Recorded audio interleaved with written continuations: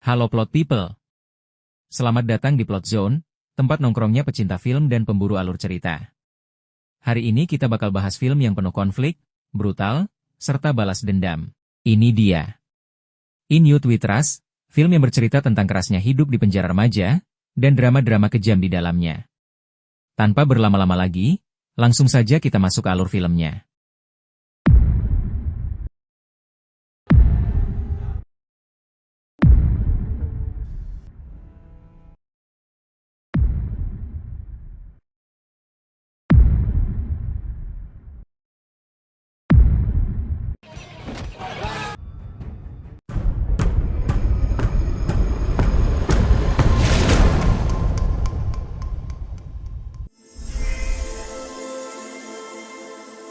Film dibuka dengan seorang anak laki-laki yang diminta gurunya menceritakan kisah ibunya. Ia pun hanya berdiri terdiam di depan kelas. Hal itu membuat temannya menertawakannya. Ia pun bercerita bahwa ibunya adalah seorang pengedar narkoba.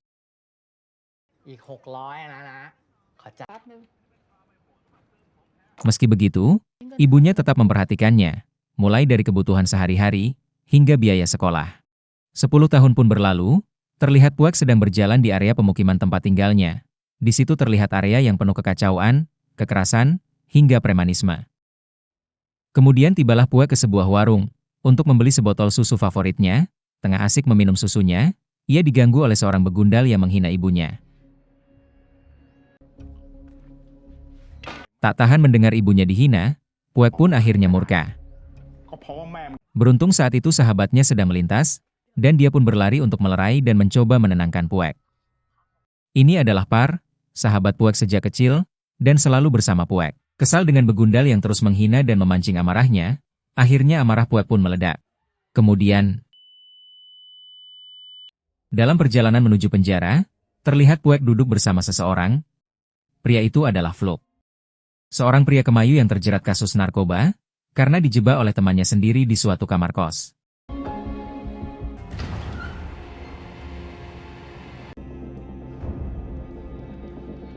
Sesampainya di penjara, Puek dan Fluk langsung dibawa menghadap kepala sipir. Di sini, kepala sipir menjelaskan bahwa penjara ini penuh dengan gangster, bandar narkoba, pencuri, penjudi, pembunuh, pokoknya segala kriminal ada di sana. Karena Puek dan Fluk berasal dari kampung yang sama, mereka ditempatkan di Blok B yang isinya warga kampung lain, agar mereka tidak ada teman. Karena Puek terlihat seperti menantang kepala sipil, lalu dia pun dipukuli. Kemudian kita dipertemukan dengan dua orang napi senior, ia adalah Bir. Bir adalah bos dari kampung lain yang menguasai Blok B. Bir ditugaskan oleh kepala sipir untuk mendidik Puek dan Fluk agar menjadi napi yang tunduk. Dia dibantu oleh tangan kanannya yang bernama Boy. Lalu Bir mengambil gelang milik Puek, yang dimana gelang itu pemberian oleh ibunya. Tak puas mendapatkan gelang, Bir pun mengambil celana milik Puek. Sempat terjadi ketegangan di antara keduanya. Lalu Bir menyuruh Boy untuk memotong rambut mereka hingga botak, seperti mahasiswa baru yang di ospek. Boy dengan gaya songongnya langsung memotong rambut mereka. Awalnya Puek menolak, dan bertanya mengapa rambutnya harus dipotong. Karena tidak ingin ada keributan, akhirnya Puek pun pasrah ketika rambutnya dicukur habis hingga botak. Fluk yang ketakutan, dan belum pernah dicukur botak, hanya bisa menangis tanpa melawan.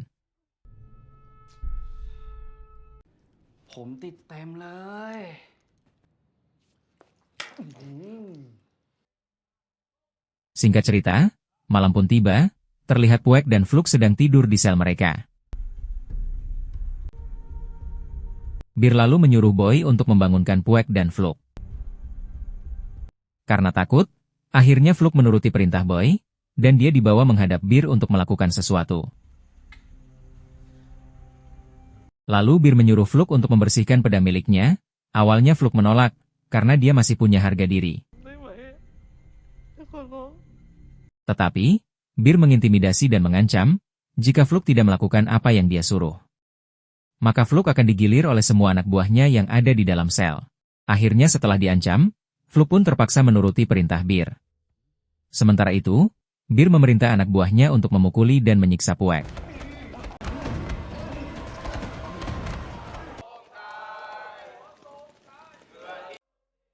Kemudian pagi pun datang, terlihat Puek masih terbaring di sel dengan badan yang penuh memar dan luka akibat dihajar habis-habisan oleh anak buah Bir. Puek pun terbangun dengan rasa sakit di sekujur tubuhnya.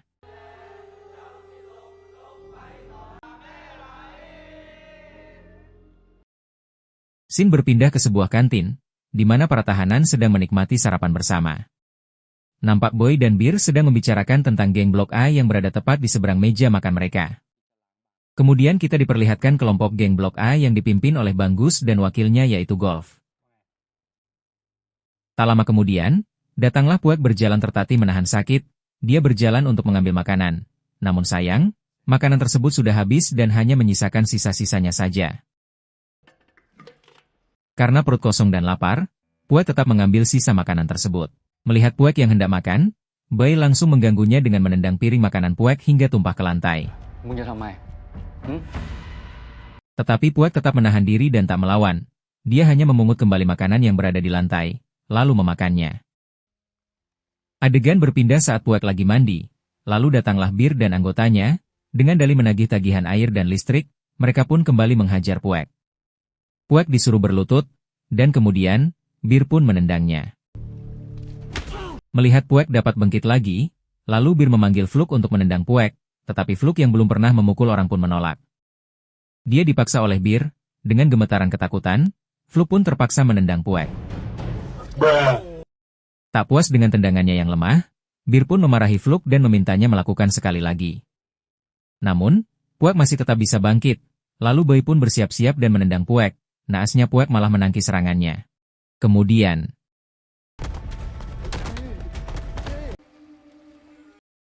begitu terbangun setelah dihajar anak buah Bir, Fluk langsung mendatangi Puek. Dia ingin meminta maaf untuk kejadian tadi, sambil memberi Puek sebuah jeruk.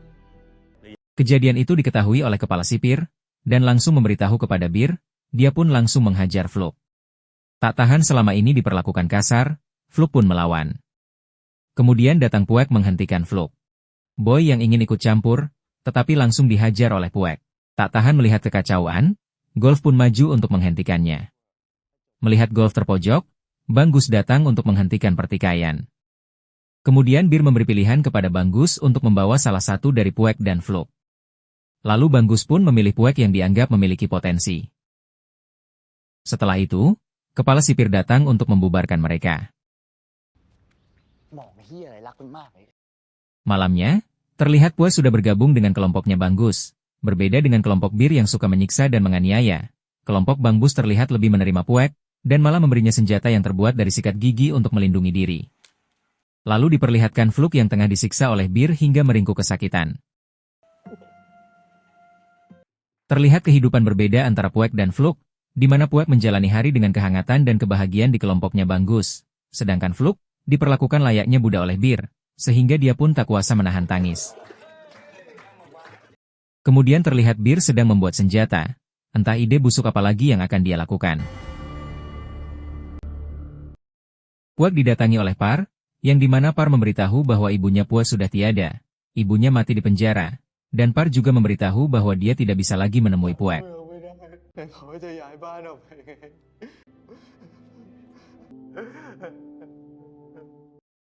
Di saat yang bersamaan, Bang Gus didatangi oleh ayahnya. Ayahnya menjelaskan tentang rencana ke depannya jika dia sudah bebas dari penjara. Ayahnya meminta Bang Gus untuk tinggal dengan bibinya dan melanjutkan sekolah serta mencari kerja.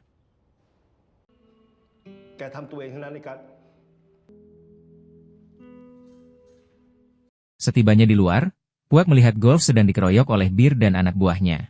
Saat Golf terdesak, beruntung Puek masih bisa menyelamatkannya. Lalu mereka dihentikan oleh sipir yang berjaga. Tak lama kemudian, datanglah Bang Gus, merasa sudah muak dengan sikap Bir. Akhirnya Bang Gus menantangnya duel.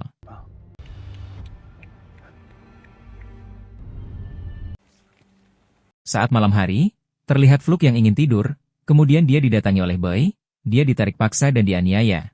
Sempat hendak melawan, tetapi akhirnya Fluk pasrah dan Boy pun melakukan hal bejat kepadanya.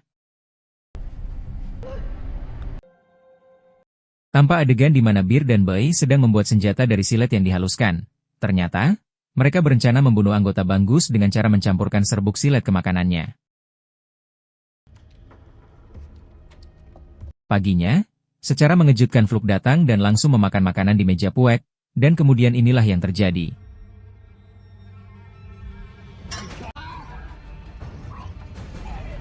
Sadar makanannya diracuni, Puek langsung mendatangi Bir, dengan niat balas dendam, namun dihentikan oleh Bangus dan Golf.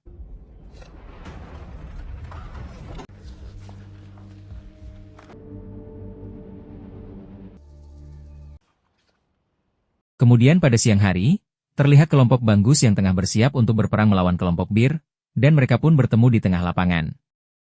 Lalu, pergedebukan pun terjadi.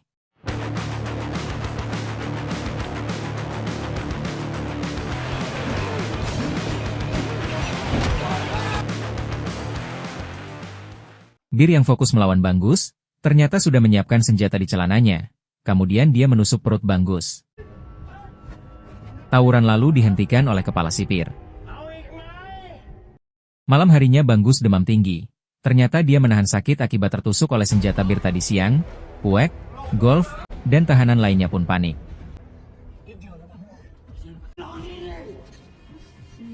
Sempat berusaha meminta bantuan sipir penjara, namun sayangnya, tak ada satupun yang peduli. Hingga akhirnya, Bangus pun tewas. Kemudian, besok paginya ayah Bangus datang dan marah besar pada kepala sipir. Kepala sipir yang tak bisa apa-apa pun hanya tertunduk lesu. Tanpa Puek dan Golf mendatangi kelompok Bir, dengan maksud menantang Bir untuk duel 1 lawan 1 dengan taruhan nyawa. Tak ingin malu di hadapan anak buahnya, Bir pun menerima tantangan Puek.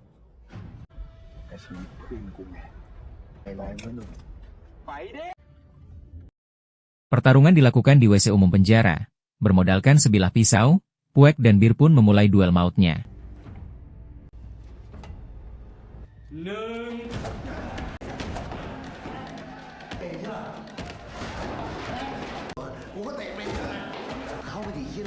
Setelah berhasil menggores lengan Puek, Bir merasa di atas angin. Tetapi tak lama kemudian, dia lengah, dan Puek memanfaatkan kesempatan tersebut. Lalu, tanpa berlama-lama, Puek pun menghabisi Bir. Setelah Bir tewas, kepala sipir datang dan menghentikan perkelahian. Setelah itu, Puek dan Golf ditempatkan di sel pengasingan. Tak lama kemudian, kepala sipir datang membawa makanan dan minuman, serta kepala sipir menanyakan, apa sebenarnya yang mereka inginkan.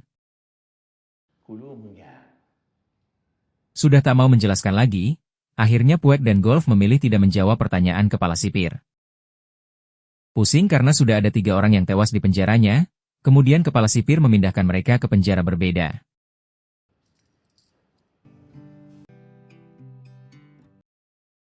Nasib sial menimpa Puek, begitu sampai di penjara baru, dia disambut oleh kepala sipir dengan bahagia, seperti mendapatkan mainan baru. Film pun selesai. Itulah alur cerita dari film In Youth We Trust. Buat kalian yang sedang berjuang dalam kerasnya hidup, teruslah semangat, jangan pernah menyerah. Sekian, dan sampai ketemu di review selanjutnya.